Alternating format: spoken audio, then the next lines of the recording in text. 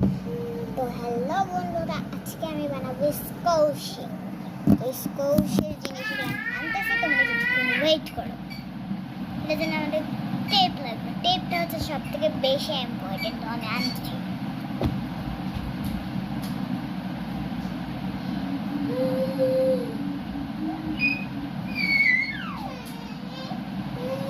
এই যে আমি টেপ নিয়ে হাজির। স্কোশি না, করো না, স্কোশি।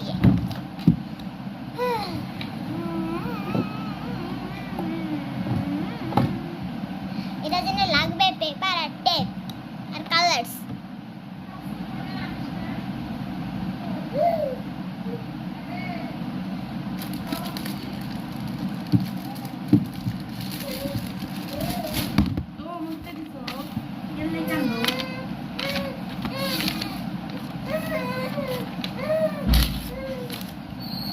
আমি স্টিকারের জন্য এতটুকু একটা পেপার নিই।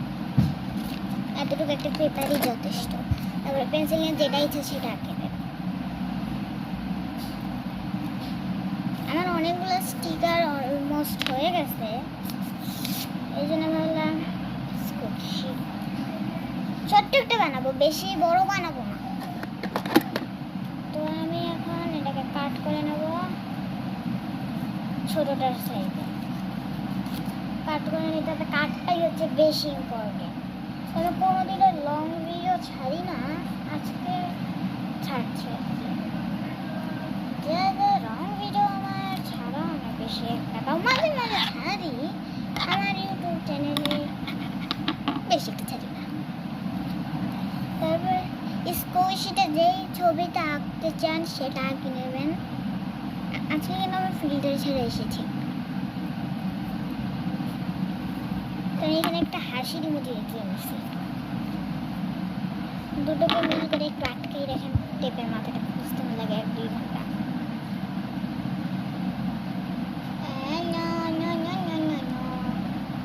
পাইয়া গেছি।